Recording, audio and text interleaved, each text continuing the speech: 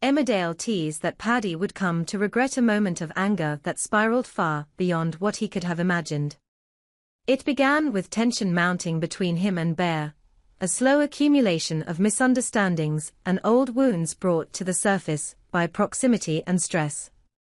When it finally erupted into a fiery argument, the words exchanged cut deep. But the worst blow came when Paddy, his patience burned away by weeks of unease, told Bear to leave. Bear left without protest, a quiet resignation in his eyes that Paddy didn't notice at the time. Mandy tried to reassure him, telling him that Bear had mentioned going to stay with a friend in Ireland, and that he needed space more than anything. Paddy allowed himself to believe that. He needed to. But the truth was very different. Bear didn't have a place to go. That old friend in Ireland. A half-truth to save face. He had intended to go, to make the journey, but as he sat with his bag at the bus depot, the weight of loneliness and the unfamiliarity of the world outside Emmerdale began to close in around him. He wandered instead. The days blurred together. He moved from place to place, taking refuge in shelters when he could, benches when he couldn't.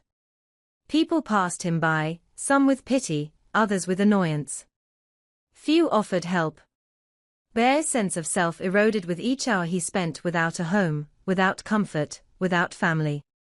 More disturbingly, there were moments he could not remember, patches of time lost, names that slipped from memory, signs that his cognition was slipping faster than he realized. He had once been a figure of resilience, a man who had seen much of life and weathered storms with a grin and a stubborn heart.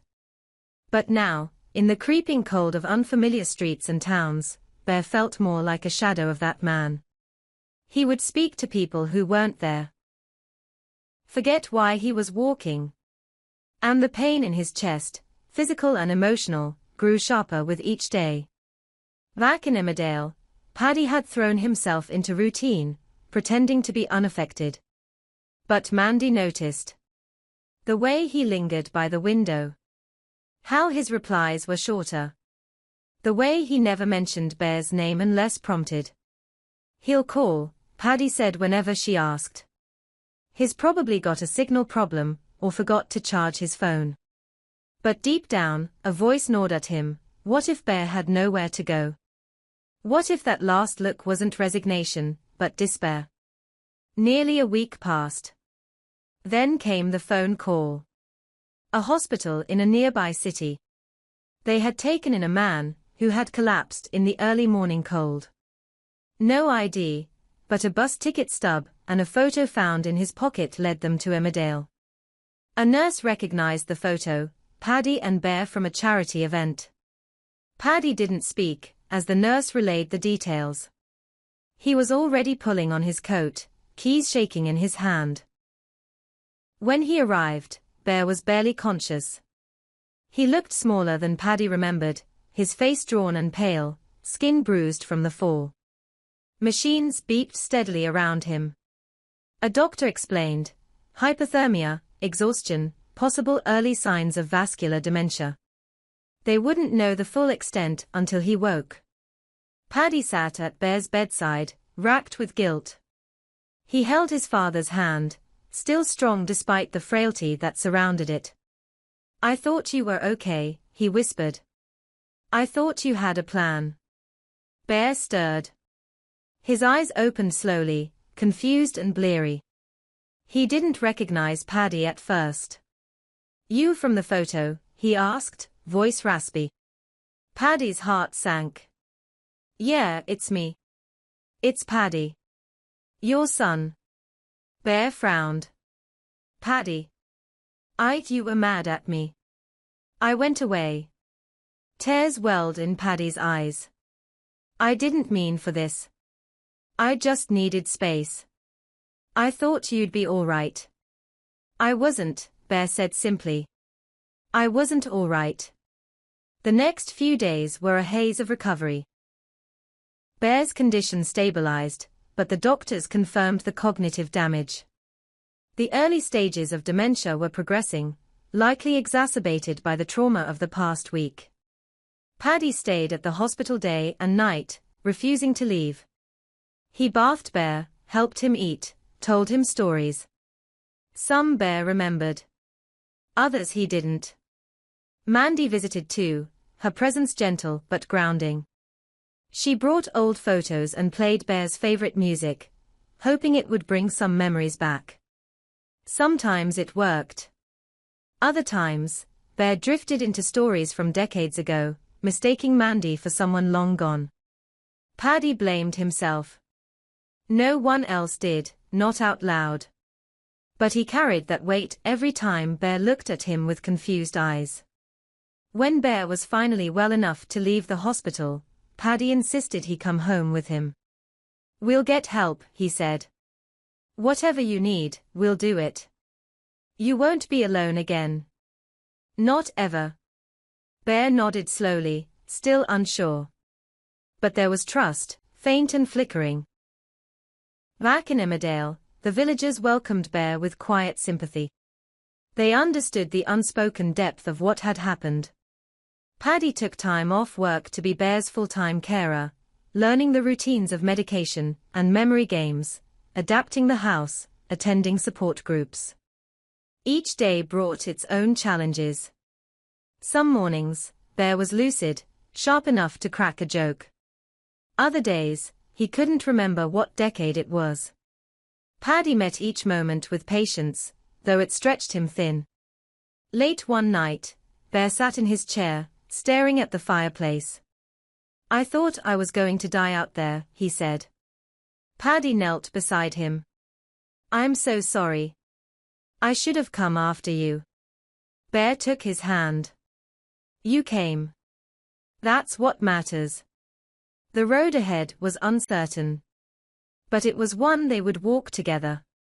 And for the first time in weeks, there was peace in knowing that redemption, though hard one, was still possible. The days settled into an uneasy rhythm as Paddy adjusted to life as Bear's caregiver. Their home transformed. Labels adorned cupboards, reminders were stuck to every wall, and a quiet alarm on Bear's wrist would chime every 2 hours for medication. Yet even in the routine, the fear remained: what memory might be lost tomorrow, what moment might slip away for good. Mandy continued to help. Her presence was often the thread holding Paddy together when exhaustion crept in. She'd drop in with meals, stay for tea, and occasionally take Bear for a walk down the lane. Sometimes Bear called her by his late wife's name, and Mandy would smile, never correcting him unless it became necessary. But guilt didn't vanish. It festered in Paddy's quiet moments. He replayed their argument over and over, wondering if a calmer word might have changed everything. Bear's episodes, when they came, were painful to watch, panic in his eyes when he forgot where he was, or who Paddy was. But then there were good days. Days when Bear remembered birthdays, or the story of Paddy's first bike. Those were the ones that Paddy clung to. It wasn't long before the village learned of Bear's condition. Most were supportive. Rona sent articles and coping strategies. Marlon brought over a casserole and jokes Bear still appreciated. But some villagers kept a respectful distance, unsure of what to say.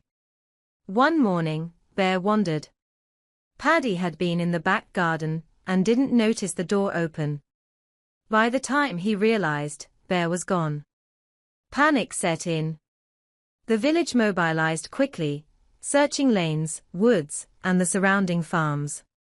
Mandy found him near the river, shivering, confused, mumbling something about meeting someone who had died decades earlier. That incident changed everything. The doctors recommended supervised care. Paddy resisted at first, unwilling to believe that he couldn't manage. But eventually, he agreed to enroll Bear in a local day program for seniors experiencing early-onset cognitive decline. It was a safe space, and it gave Paddy time to breathe. Bear thrived there in unexpected ways. He took to the staff, began painting, and even made a few friends. For the first time since his collapse, he laughed, a deep, full laugh that startled Paddy when he heard it. It was a moment that reminded them both there was still joy to be found. Yet cracks remained. One afternoon, Bear lashed out in frustration, accusing Paddy of abandoning him. The hurt in his voice cut deep, even though Paddy knew it was the disease talking. "You left me in the cold. Like rubbish in the street." Paddy tried to soothe him, but the words wouldn't leave his chest. That night, he sat with Mandy, tears in his eyes. What if he never really forgives me? What if, deep down, he remembers what I did and it never heals? Mandy took his hand. He doesn't need to remember to forgive you, Paddy. He just needs to feel safe now. Loved. That's what matters. As summer approached, the doctors suggested a final assessment. The results confirmed what they suspected: Bear's condition was progressing. Slowly, but inevitably. There would come a time when he wouldn't know anyone at all. Paddy braced himself. He made legal arrangements, met with advisors, and even recorded a video, a message for Bear to watch if he ever forgot everything. In it, he reminded Bear who they were, what they'd survived, and that he was never alone. The video sat on Bear's tablet, unopened. One clear afternoon, Bear watched it. Paddy didn't know. He found Bear in the living room, tears on his cheeks, clutching the tablet to his chest. "You remembered everything I forgot," Bear said softly. "Even the good bits." They hugged for a long time. As weeks turned into months, life with Bear became more about the present than the past. The moments they had were shorter, but each was cherished more deeply. Paddy learned to stop chasing old memories and start building new ones, however fleeting. And on quiet evenings, when the air was still and the world seemed gentle, Bear would hum old tunes. Paddy would join him, their voices blending in imperfect harmony. Love, after all, wasn't about remembering. It was about staying.